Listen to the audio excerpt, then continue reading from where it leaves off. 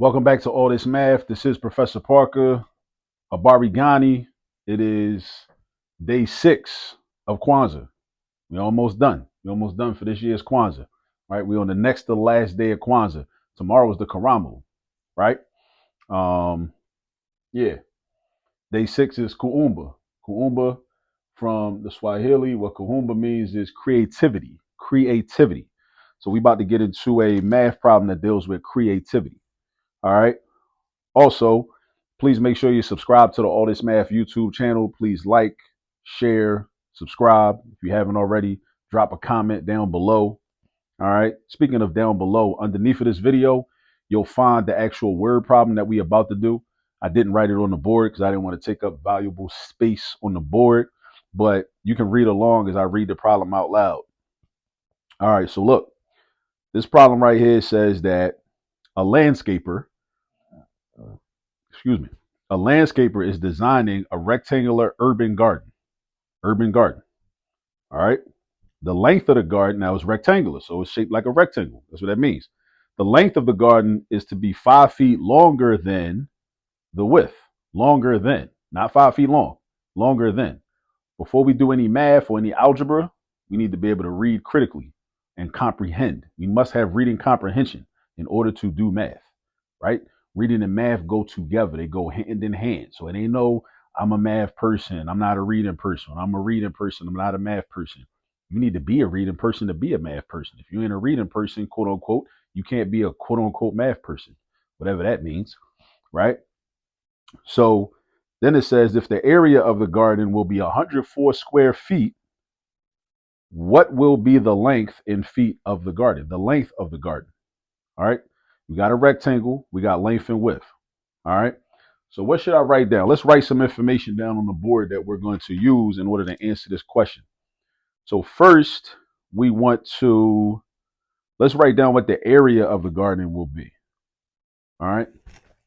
So the area of the garden, area equals 104, not feet, but square feet or feet to the second power. All right. Also, we want to do this. You want to also write down the formula for the area of a rectangle since we're dealing with a rectangle because it said this is a rectangular urban garden. So we got area equals LW or length times width, length times width, length times width. All right. Now it also says that now we need variables. We need some variables. All right. So the second sentence says the length of the garden is to be 5 feet longer than the width. The way I do these problems, whenever two dimensions are being compared, or two items or two pieces of information are being compared, this is one of my tricks that I've been using for years. I look at the second thing and I make that my variable, right? I make that my standalone variable. So when I say the second thing, notice how in the sentence reads, the length of the garden is to be 5 feet longer than the width. The width was mentioned second. The length was mentioned first. The length was mentioned first. The width is mentioned second. So because the width is mentioned second, I'm gonna make the width W. That's gonna be my standalone variable. So I need an expression to represent the length. I need an expression to represent the width because I know I'm gonna end up using this formula some kind of way. So I got length and I got width, right? So the width was mentioned second, so I'm gonna just let that be W, straight like that. That's just straight W. Now the length is compared to the width, and we represent the length in terms of the width. In terms of the width, meaning we don't just call it L for length. We go to the information from the problem, which says the length of the garden is to be 5 feet longer than the width. So whatever the width is 5 feet longer. Now, how are you going to represent that mathematically? If it's 5 feet longer, we're not subtracting 5 feet to get the length. We're not multiplying by 5 to get the length. We're not dividing by 5 to get the length. If it's 5 feet longer, that means that whatever the width is, it's going to be that measurement plus 5 because it's 5 feet longer. If the width was 80 feet, the length would be 85 feet. If the width was 5 feet, the length would be 10 feet because it's 5 feet longer. Longer means we're doing addition. We're doing addition. All right. So how do I represent that? I'm going to say W plus 5. So now I know the area, 104 square feet. The formula for area of a rectangle, because different shapes got different formulas for area. Length times width. Length, W plus 5. Width, W. Now here's something that's very important that I want you to understand. I got lint on my sweatshirt. Area. What does area even mean? Area means how many 1 foot by 1 foot, in this case, 1 feet by 1 feet, because we're dealing in terms of feet.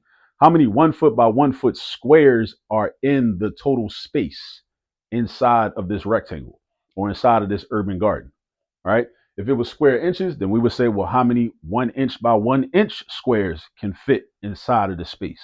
That's how much that's what area would be. We need to know what the definitions of these terms are. We can't just be using terms without really knowing the definition of them and not knowing the concept. Area is not to be confused with perimeter. Perimeter is the length around the shape. In this case, the length around the rectangle would be the perimeter, right? The area is the amount of space inside, represented as how many 1 foot by 1 foot squares can fit inside that rectangle. That's what area is. Whether it's a triangle, a circle, a trapezoid, a parallelogram, a kite, a hexagon, whatever, right? How many 1 foot by 1 foot or 1 inch by 1 inch, 1 milliliter by not milliliter, that's volume. How many 1 millimeter by 1 millimeter? Just make sure you know what area represents. All right, so now we're looking for the length. So we're going to basically use this formula. We're going to create an equation using this formula. So area equals length times width. So that means, and I'm going to flip it around. I'm going to make it LW equals A. Just because just my prerogative. That's just like, I just want to represent it like that. So the length is W plus 5. So I'm going to replace this with W plus 5. And I'm going to replace W with W. But you know what I forgot to do? And the area is 104. I forgot to draw a picture. I got so busy rapping. I forgot to draw a picture. We should always draw a picture. All right. So it's a rectangular garden. We just draw a rectangle. All right. Now show the dimensions. Now, usually, here's where it gets tricky. I mean, it's not tricky, but when I was coming up with, I equate that with how wide something is, right? With how wide something is. But it don't got to be like that, because if you rotate this, then, you know, the dimension will be in the same place, right? I say all that to say the width could be vertical. It don't got to be horizontal. The width could be vertical. So in this case, because the length is longer than the width, and I want to be as accurate as possible with my drawing, I'm going to make this my width. So that's W, and that's W. This is W plus 5. This is going to be my length. And that's W plus 5. Right? I ain't had to write it 2 times for each of these, but I just felt like doing it. So now that's what it's going to look like. Basically, that's a rough sketch of what the rectangular garden is going to look like. Now, this is my equation. Now, our job is to, because we want to know what the length is. Again, and we're doing problem solving, right? We're solving problems. Again, that's Nia. The 5th day of Kwanzaa is Nia, when we talk about purpose. What's the purpose of doing a lot of this math? One purpose of doing math and doing algebra is to practice problem solving. We want to practice problem solving so we'll know how to solve problems in life. All right, because we got problems every day. And some people's problems don't never go away because they don't know how to solve them. So we want to practice developing problem solving skills and problem solving approaches and all that. All right, so look, we want to know what the length is. The length is W plus 5. Before we can know what W plus 5 is, we need to know what W is. So this is why we got this equation. We're about to use algebra to solve for W. All right, so this is how we're going to get down with this. Right? We're going to distribute the W plus 5 to W. So we're going to have W times W and then 5 times W. So we're going to have W squared plus 5W is equal to 104. Now, whenever you're doing any type of math problem, make sure you know where everything came from as you proceed from step to step. Where did this W squared come from? W times W is W to the 2nd power. You add the exponents. Add the exponents. Write the base 1 time and add the exponents. Invisible 1 plus invisible 1 gives you 2. Except the 2 you need to write. Where did the 5W come from? 5 times W is 5W. Right? And equals and 104. All right. Now, I want to put this in standard form. I see it's a quadratic. How do I know it's a quadratic? The biggest exponent I see is the 2. I want to put it in standard form. What do that mean? That means all the terms are to the left side of the equal sign, and all you got on the right side is a 0. So I'm going to slide this 104 to the left-hand side. So I'm going to have w squared plus 5w minus 104 equals 0. How come it's minus now? How come it's negative? Because whenever you move something from one side, or you transpose, it's called transposing. Whenever you move a number or a term from one side of the equation to the other, the sign changes. It used to be positive, now it's negative. All right, or you can think of it like this. Subtract 104 on the right, subtract 104 on the left. You end up with 0 on the right, you got minus 104 on the left. Now, this is a quadratic trinomial. So right now, we're trying to solve for w. We got some options. If you're one of them people that like the quadratic formula, you can use the quadratic formula to solve for w. If you're one of them people that love completing the square method, you could do that if you want to. If you want to factor, you could factor this. Well, just looking at this, I don't know if it can be factored. It seems like it can be factored, but we'd have to see, right? So what I'm gonna do, this is how I get down. I'm gonna try to factor it. Now, if it's not factorable, it's not gonna take me long to find out if it's factorable or not. But if it's not factorable, I'm probably gonna switch off and go to probably mess with the quadratic formula then. You know what I'm saying? But I'm not gonna start out with the quadratic formula because if I can factor it, that's usually the easiest method. All right. So now, if this were factorable, that means that I should be able to put this into 2 binomials like this, right? And then what's going to happen is, let's do Malcolm X method real quick. So in this case, with Malcolm X method, you got the coefficient of w squared, which is 1, multiplied by negative 104. So put the negative 104 up top at the top part of the x, right? And then put the positive 5 at the bottom part of the x, like such. And then we're looking for 2 numbers that multiply together to make negative 104 and also add together to make 5. They multiply to make negative 104 and they add together to make 5, right? So list the factors of 104. So 104 times 1, that definitely don't add up to 5. What about 52 times 2? That definitely don't add up to 5. What about, let me see, is 104 divisible by 3? 104 is not divisible by 3 because it's a math trick. If the sum of the digits are divisible by 3, then that number is divisible by 3. 1 plus 0 plus 4 is 5. 5 ain't divisible by 3. So we know that 104 is not divisible by 3. That's a math trick that you can look up and verify. Now, what about 4? It is divisible by 4 because we can double the 2 and get 4 and take half of 52 and get 26. 26 times 4, 26 plus 4 is not going to give us 5. All right. 5 is not a factor because 5 is only a factor of numbers that end in either 5 or 0. All right. So what about 6? 6 is not a factor. 6 is not a factor because why isn't 6 a factor? Because they're not divisible, because it's not divisible by 3. There's another math trick. Numbers that are divisible by 6 are also divisible by 2 and 3. And 3. Notice I said and 3. It is divisible by 2, but it ain't divisible by 3. We already determined that. So it's not divisible by 6. It's not divisible by 7 because if I broke 104 up into, I know 70 is a multiple of 7. The difference between 70 and 104 is 34. 34 is not a multiple of 7. So this can't be factorable. This can't be a multiple of 7. What about 8? 8, okay, let's say 8.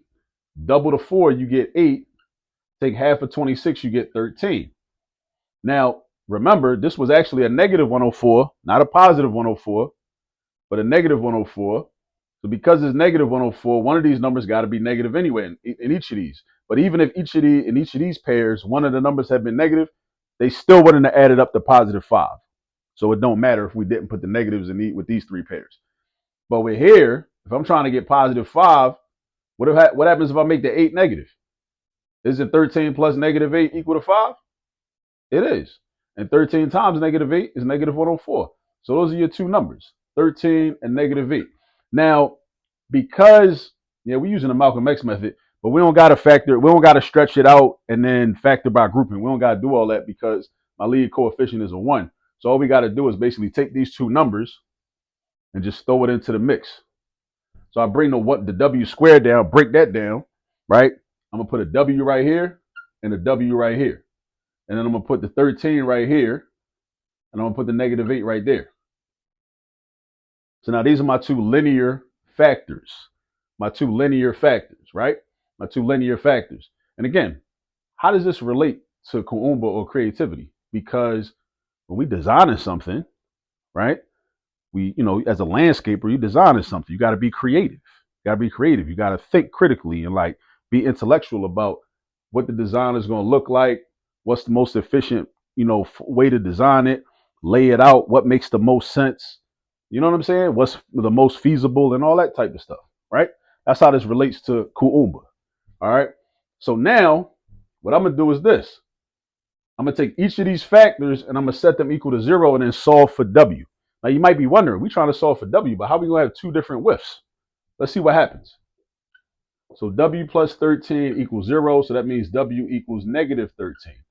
And then W minus 8 equals 0, so that means W equals +8. Now dig this, right? Let's use a little common sense. How can the width of the garden be -13 feet? Exactly. It can't.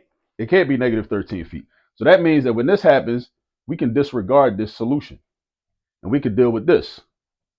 W equals 8. So the width is going to be 8 feet. So we got 8 feet right here, right? Now, if the width is 8 feet, what does the length got to be? The length got to be 8 plus 5, 13 feet. And that was the question that we were tasked with answering. What's the length of the garden that the landscaper created? What's the length? The length is 13 feet.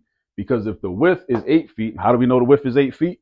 Because we used the factoring method of solving a quadratic expression or a quadratic equation to find that W equals 8. So if W equals 8, that means the width is 8 feet. And if the width is 8 feet, then the length is the width plus 5. So that's 8 plus 5, which is 13 feet. So the length is 13 feet. Now, if you've never seen a problem like this before, don't sit there and be like, oh, this is too much. I'll never get it. You're not supposed to necessarily get it the first time you see it. It's a lot of work, right? It requires practice and consistency, right? Frequent practice and consistency, right? That's what it requires. All right, in order for you to fully get the hang of this. You're not going to understand it after looking at one problem, but you got to practice. So the two critical parts of learning are someone should show it to you step by step, right, and explain all the steps, but then you actually commit it to memory and learn it and fully understand it after you practice and do a bunch of problems. What I say is, if you do 50 problems, you should be straight. 50 examples, you should be straight. By the time you get to 50, for some people less. But if you definitely if you're doing 50 problems, doing 50 examples like this, whether it's just solving a quadratic equation, whether it's a whole word problem like this or whatnot, you should be good. But you gotta put the work in and you gotta practice. It ain't no shortcut, right? You know what I'm saying? You gotta practice, you gotta put the work in. All right. So I just wanted to show this type of problem to show how creativity is connected directly to mathematics. Because again, we're talking about a landscaper creating a design, for an urban garden. And this is what it's about. Like, this is what our people have always done. We've always used our creativity to solve problems, to create things, to build things, to develop things that our community could benefit from, right? And there's mathematics and algebra, geometry, and all of it, right? So don't think that this is something that's foreign to us. It's not, right? We use, part of our creativity is how we have used mathematics through thousands and thousands of years. All right. So just keep that in mind. And I'll see y'all on the last day of Kwanzaa. Peace.